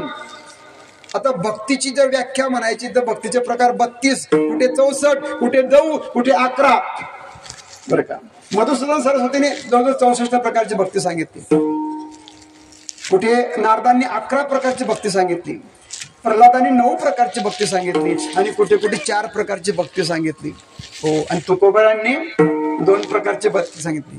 कडे न कडेच्या धर्म ऐका सांगतो रे वर्म. एक कळणारा वर्ग आणि एक न कळणारा वर्ग. त्यांना काय सांगतो? भक्तीने सांगत वर्म सांगतो. विठ्ठल विठ्ठल. अहो, एका शब्दाचा विस्तार करता येईल, पण विस्तारित एका शब्दात सांगणं कठीण असतं. समजलं? ग्रंथ लिहिणं एका शब्दावर सोपं असेल कदाचित, पण ते एका ग्रंथाचा एका शब्दामध्ये ज्ञानोबारायांच्या अशा ओव्या पहा तुम्ही. एखादी कथा एका ओवीत 2-2, 3-3 कथा सांगितले. मागा दूध दे म्हणतली यासाठी, अवघ्याची श्राद्धीची करुणी वाटी, उपमन्यू पुढे धुर्जटी ठेविली देशी. आता उपमन्यूची कथा सांगायला 1 तास लागेल, पण त्यांनी एका ओवीत मध्ये दृष्टांत आणला. एकाची साठी तपिंदली, तेवढी 3 कथा सांगितली एका ओळीमध्ये. म्हणजे व्यापक तत्वज्ञान एका शब्दात सांगण्यासाठी सुद्धा तेवढी विद्वत्ता लागते. आणि असे त्याबरोबर आहे, असे तुकोबर आहे. बोलली लेपुरी वेडी वाकुडी उत्तरे. आता हे वेळ वाकड नाहीये. उत्तर शब्दाचा अर्थ काय? जे ज्ञान. आता प्रश्न करणार, प्रश्न ज्याने केलाय त्या प्रश्नाचं जे उत्तर असतं त्याला उत्तर असतं. उत्तर शब्दाचा अर्थ काय? ज्या बोलण्यातून समोरचा तरतो. उत्तर तरणे असं बोलणं पाहिजे की ज्यांच्या जीवनामध्ये एक क्रांती निर्माण होईल. एखाद्या शब्दाने सुद्धा तुकोबाऱ्यांचा असेल, ज्ञानोबाऱ्यांचा शब्द असेल, तुमच्या माझ्या जीवनात क्रांती होऊ शकते. एक अभंगातली एक ओवी, एका अभंगातला एक शब्द क्रांती करून टाकेल बरं का. म्हणून जे अभंग देवाने 18 दिवस, कोणी म्हणतात 13 दिवस पाण्यामध्ये सांभाळले, ते अभंग, ते शब्दच ब्रह्म आहे. आणि ते आम्ही पारायण करतोय की नाही. ज्ञानेश्वरी पारायण का, माऊलीची ज्ञानेश्वरी असेल, भागवत असेल, ते शब्द ब्रह्म आहे. आणि ते शब्द ब्रह्म नुसत्या बोट जरी फिरवले तरी सुद्धा उद्धार आहे. रोज ज्ञानेश्वरीचे 10-5 ओव्या तरी म्हणा, 1-2 अभंग म्हणा. ज्ञानेश्वरी वाचल्याशिवाय मरू नका. म्हणे वाचता येत नाही म्हणे आजी. म्हणे माझी भाषा समजते ना. मग आजीला म्हटलं, ज्या बाईला वाचता येतं किंवा ज्या ठिकाणी पारायण चालतं ते जाऊन बस फक्त. श्रवणाचे मिसे बैसावे येवो, श्रवणाचे मिसे बैसावे येवो, श्रवणाचे मिसे बैसावे येवो, श्रवणाचे मिसे बैसावे येवो. साम्राज्य भुवनी सुखी नांदे, भुवने सुखी नांदे. गीता अलंकार नाम ज्ञानेश्वर, गीता अलंकार नाम साम्राज्य भुवने सुखी नांदे, साम्राज्य भुवने सुखी नांदे. अलंकार नाम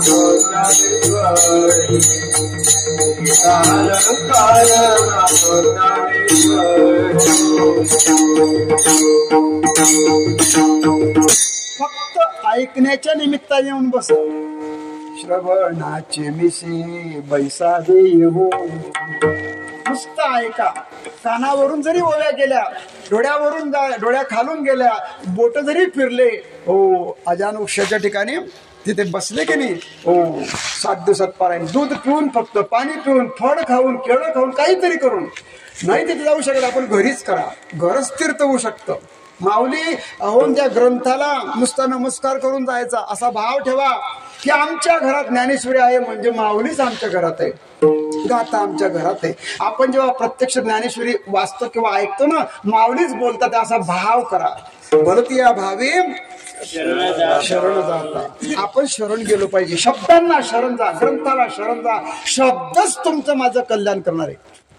गुरुवर्य बंडा तात्या कराडकरांनी 12 ज्योतिर्लिंगांमध्ये सप्ताह केले बघा.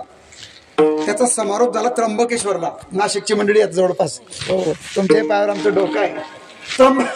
तुम्हाला सगळं माहिती आता. त्र्यंबकेश्वरला जो सप्ताह झाला, प्रत्येक संतांचे अभंग दिले होते, वक्त्याला अभंग दिले होते. तेव्हा त्यांनी सांगितलं की खानदेश आता तुमचं तर असेल, परंतु जास्तीत जास्त पारायण सप्ताहामध्ये केले जात नाही. तर त्यांचं म्हणणं होतं की ज्ञानेश्वरी पारायण असेल, गाथ्याचं पारायण असेल, पारायण केलं पाहिजे, पण नको तो धिंगाणा करण्यापेक्षा ग्रंथांचं. मग त्या पारायणाला 5 लोक बसा का 500 बसा का किती बसा, फक्त ते शब्दांचे आवर्तन आणि पारायण झालं पाहिजे. शब्द ज्या शब्दांवरती आमच्यासारखे, आता माझ्यासारखं तर जाऊ द्या, पण अगदी बोलता कशावरती, अभंगावरती. ओवी घेऊन म्हणा, प्रवचन कशावरती, ओवीवरती. पण जे वचन किंवा जो अभंग कीर्तनकार घेतात आणि त्याच्यावरती बोलतात, मग तेच अभंग स्वतः जर आपण वाचलं, आपल्या वाणीतून त्याचं बाहेर पडलं, तर त्याचं फल मिळणार नाही का? नक्कीच मिळेल. आणि म्हणून आपण ग्रंथ वाचावं आणि भाव असा ठेवावा. बाहेर जायचं आहे ना शेतामध्ये, आपल्याला माऊलींच्या आणि ज्ञानेश्वरची एखादी फूल ठेवा, आपलं डोकं ठेवा आणि सांगा, माऊली यावर का माझ्यासोबत, मी जरा मोटरसायकलवर चाललोय, मी गाडी चालवतोय, बस माझं रक्षण करा. आणि मग ज्ञानोबा आपल्या सोबत असा भाव निर्माण करायचा. बस जाताना डोकं ठेवा, येताना डोकं ठेवा. घरातल्या देवाऱ्यात पाया पडा. आई जर असेल घरामध्ये, आई वृद्ध, बाप असतील, वडील असतील, किंवा आई असो, बहीण असो, मावशी असो, वयोवृद्धांच्या पायावर डोकं ठेवा. आई येतो बरं का, काय म्हणाल आजी? भाऊ आमच्याकडची खानदेशी भाषा आहे, व्यवस्थित जाय बरं का, सुखानं जाय, आणि गाडी चांगली चालव बरं, पटपटी हळू चालव बेटा.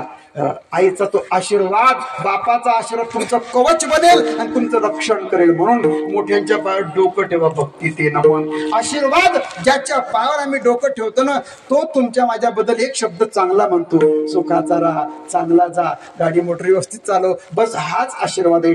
देव मी पाहिला नाही हो, पण संतांचाही अनुभव आला नसेल, पण आपली आईच आपल्या दैवत आहे. मातृदेव हे दैवत आहे, आई हे परम दैवत आहे. आणि म्हणून आपण त्या ग्रंथावर नमस्कार करायचा. हे ग्रंथच तुम्हाला मला तारणार असं तात्यांचं म्हणणं. विठलो विठलो.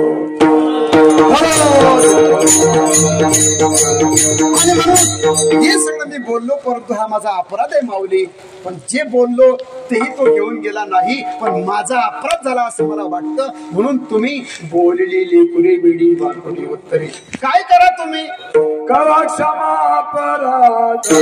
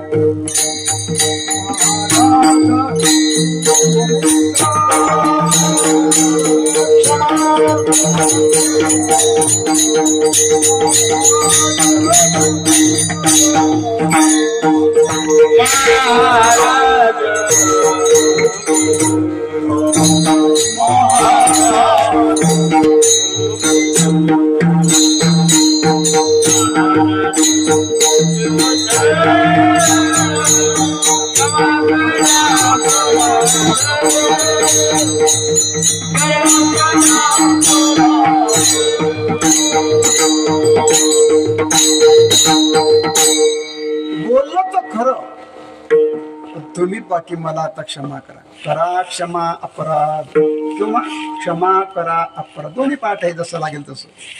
करा क्षमा अपराध. असा काय अपराध झाला तो महाराजांचा? खूप मोठा अपराध झाला. काय अपराध काय होता? त्यांना क्षमा मागण्या एवढा बी गुन्हा तुकोबऱ्यांचा झालेला नाही, मग तरी क्षमेची मागणी करतात. आता मी बोललो सुरुवातीला की या अभंगात याचना आहे, प्रार्थना आहे. प्रार्थना घटित अशी विनंती आहे. विनंती, प्रार्थना, याचना असं आहे. पण याच्यामध्ये तिन्ही मध्ये मागणी वाक्य अनुस्यूत आहे. याचना केली तरी मागणी आहे, प्रार्थना केली तरी मागणी आहे, आणि विनंती केली तरी मागणी आहे. म्हणजे मागणी ही स्थिर आहे तिन्ही पदामध्ये. आता इथे प्रार्थना समजायची का याचना समजायची का विनंती समजायची, तुम्ही काही समजा, पण मला जे समजेल ते मी तुम्हाला समजवतो. विठ्ठल विठ्ठल. प्रार्थनेचं स्वरूप काय? आपण प्रार्थना करतो की नाही? आम्ही लहानपणी शाळेत जायचो.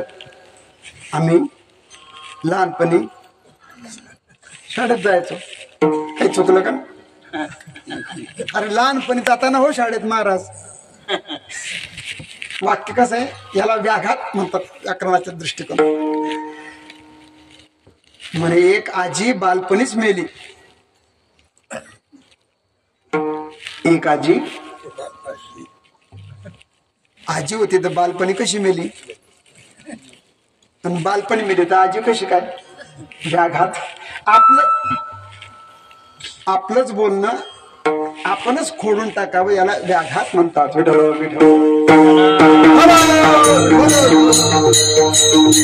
करा क्षमा अपराध. काय बरं अपराध? प्रार्थनेचं स्वरूप काय? प्रार्थनेमध्ये नम्रता असली पाहिजे, प्रार्थनेमध्ये अर्थभाव असला पाहिजे, प्रार्थनेमध्ये देवाच्या बद्दल श्रद्धा असली पाहिजे, संतांच्या बद्दल श्रद्धा असली पाहिजे.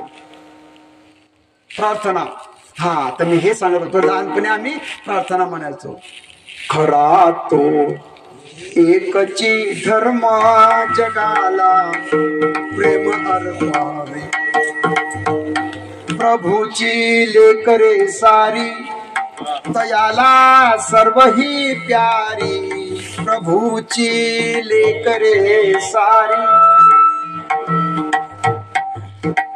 तयाला सर्व ही प्यारी. तयाचा होनी शिकवावे जगाला प्रेम अर्पावे. जगी जे हीन पद दलित, जगी जे दीन अतिपतित, तयाचा होनी उठवावे जगाला प्रेम. ही प्रार्थना आहे. एकच धर्म प्रेम करणे. ज्ञानोबरांचा बी तोच धर्म आहे.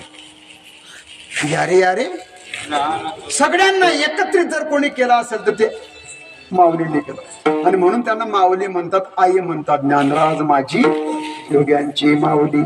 आणि असे हे प्रार्थना, इथे प्रार्थना केली. याचना म्हणजे मागणं. भीक वेगळी आणि याचना वेगळी बरं का. माझं भीक काही देवा, प्रेम भातुके पाठवा. भीक मागणं वेगळं, याचना करणं वेगळं. याचना, आता याचना करणं म्हणजे काय?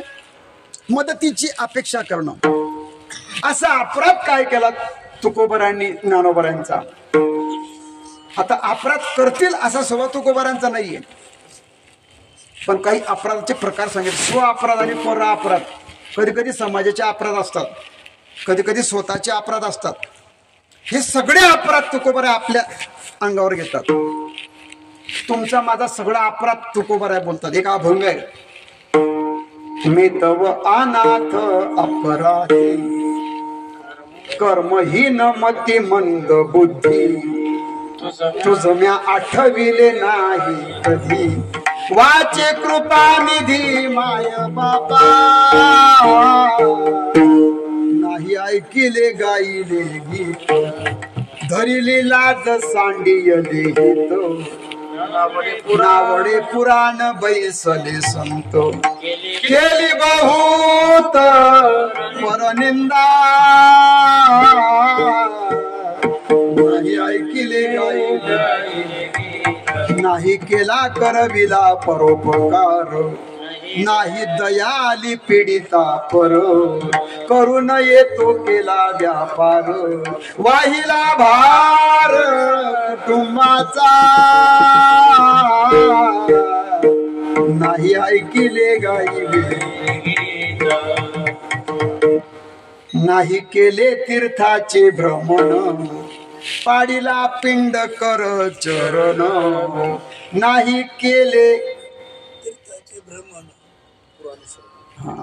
पूजावलोकन मूर्तीचे, नाही ऐकिले गाईले गीत. अजून काय केलं? 18 अपराध सांगितले त्यामध्ये. या सगळ्या अभंगामध्ये प्रत्येक जण बसतो बर का, कुठे ना कुठे तुम्ही मी बसतोच आहे, माझ्या सकट बोलतोय मी. अहो महाराज म्हणतात आम्ही ज्याच्या संगतीमध्ये राहिलो लाज वाटते म्हणे मला. असंग संग घडले अन्याय बहुत अधर्म उपाय नकळे हित करावे ते काय नाही आठवू बोलू ते नाही ऐकले गाई.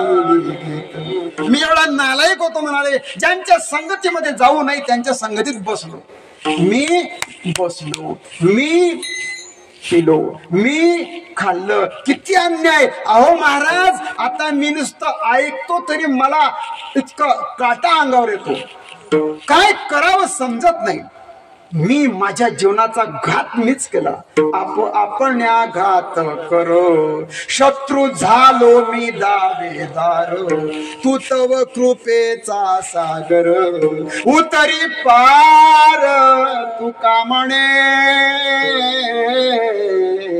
नाही ऐकिले गायली. महाराज पश्चाताप नाटाचा अभंग आहे. नाट म्हणजे आपला छंद आहे, देवाकडे एक ओढ आहे आणि आपण आपल्या जीवनामध्ये मागे ओढून पाहायचं बरं का.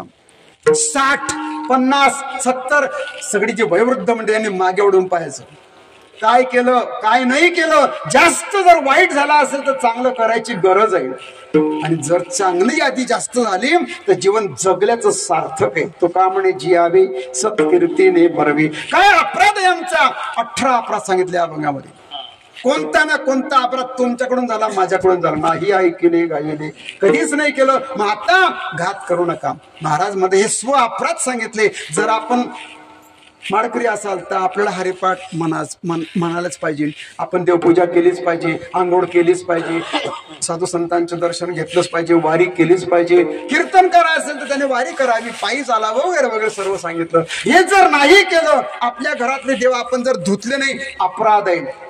आता तर भरपूर अपराध आहे, पण आता सांगायला कमीच वेळ, माझा वेळच संपण्यात आला. हे अपराध आहे, स्व अपराध, पर अपराध. पण कोणते अपराध? संतांचा अपराध आहे. तुकोबाराय म्हणतात माझा अपराध मी जे बोललो ना तोच मला अपराध वाटतो. आपण केलेल्याचं क्षमा मागितली पाहिजे, आपण चुकलो ना क्षमा मागितली पाहिजे. पण क्षमा मागणारा मोठा असतो आणि क्षमा करणारा त्याच्यापेक्षा मोठा असतो बरं का.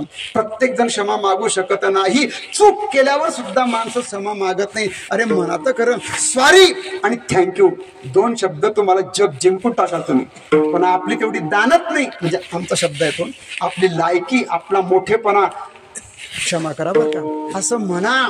पण ते म्हणण्यासाठी खाली यावं लागतं. एक म्हणे मी तुला क्षमाच करणार नाही का.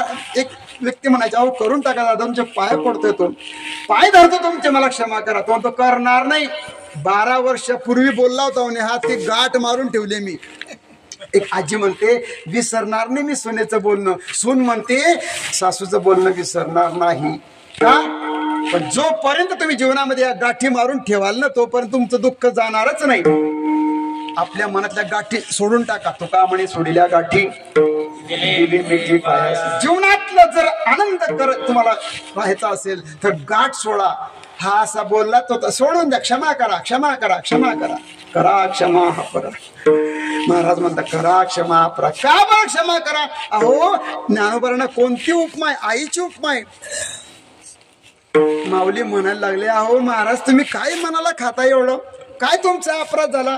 अहो मी अख्ख्या जगाला माफ करतोय, सर्वांचे अपराध मी पोटात घालतोय. हरिपाठाचा पहिला अभंग 3रं चरण एकच शब्द आहे, असोनी संसारी. ते सर्व तुम्हाला माहिती आहे. फक्त असोनी शब्दाच्या खाली अंडरलाईन करा, 2-4 रेगा मारून टाका. या आसोनी शब्द परमपूज्य सातारकर वैकुंठवासी पूज्य गुरुवर्य सातारकर महाराजांच्या मुखातून ऐकलं वाक्य होतं. या आसोनी शब्दामध्ये ज्ञानोबारांनी काय केलं, आपल्या पदराखाली सगळ्यांना सामावून घेतलं. बाबांनी सांगितलं हरिपाठ म्हणा. एक म्हणलं अहो मी म्हटलं असतं हरिपाठ पण माझा व्यापार आहे. हे आपलं कीर्तन झालं, ट्रॅक्टरचं शोरूम आहे म्हणे माझं, मला अजिबात वेळ नाही. एक श्रीमंत व्यक्ती म्हणते. तेव्हा माऊली म्हणतात असू द्या ना, तुमचा व्यापार असू द्या, खुर्चीवर बसले, अगरबत्ती वाढली की हरिपाठ सुरू करा, गिऱ्हाईक नसेल तर. अहो म्हटलं असतं महाराज 50 एकर बागायत आहे. परसूलची मंडळी, परसूलला सप्ताह किती? अरे 1 कोटीचा सप्ताह केला. तुमच्या पायावर माझं डोकं आहे. 1.5 कोटीचं मंदिर, 1 कोटीचा सप्ताह. परसूल चांदवड तालुक्यातलं गाव आहे. असे धनिक लोक आहे आणि मग अशा 50 एकर बागायतीवाला म्हणतो माऊली म्हटलं असतं हरिपाठ, पण शेतामध्ये मला अजिबात वेळ मिळत नाही. तुमची शेती प्रतिबंध नाही, तुमचा व्यापार प्रतिबंध नाही, नोकरी व्यापार उद्योग काहीही करा आणि हरिपाठ. आसोनी शब्दाच्याकडे काय झालं, आसोनी म्हणण्यामध्ये सगळं विश्व, आता ज्ञानोबाचा पदर एवढा मोठा होता की त्या पदराखाली सगळेच सामावून गेले. आसोनी संसारी, तुझं जे असेल ते कर बाबा, पण तू एक कर. वेदशास्त्र बारी बाह्य सदा असोनी संसारी, एक जीवा वेगू करी. चालता बोलता उठता बसता देवाचं चिंतन कर. काय चिंतन करायचं? हरिमुखी म्हणा, हरिमुखी म्हणा. पुण्याची गणनाच करू नका तुम्ही, किती पुण्य होईल मला पण सांगता येत नाही. विठ्ठल विठ्ठल. म्हणून करा क्षमा अपराध. का बरं? तुम्ही महाराज आहे आणि तुम्ही सिद्ध आहे. महाराज तुम्ही सिद्ध, सिद्ध साधकांची सिद्ध, सिद्धांचेही सिद्ध.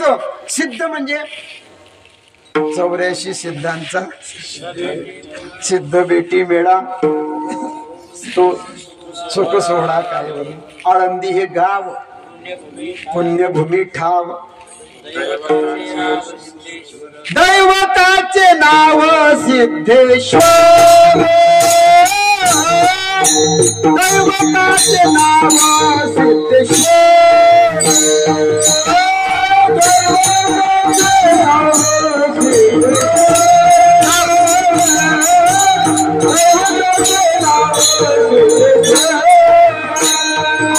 हे गाव पुण्यभूमी ठाव, आळंदी हे गाव पुण्यभूमी ठाव, आळंदी हे गाव पुण्यभूमी ठाव, आळंदी हे गाव भूमी ठाव.